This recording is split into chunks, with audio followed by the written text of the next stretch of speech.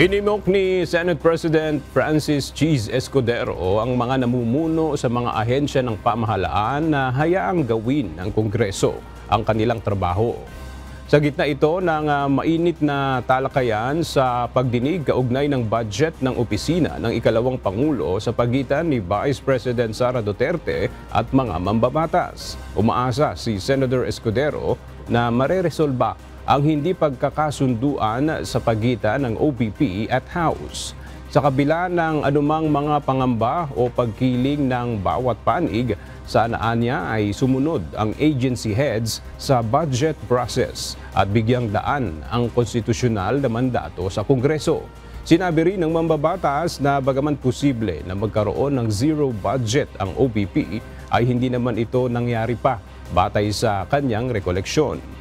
At kahit ipinapakita ni VP Sara na tila hindi nito alintana kung mawawalan ito ng budget, kumpiyansa naman si Senator Cheese na mahalaga para sa Vice Presidente ang mga proyekto at programa na siya mismo ang nagpanukala.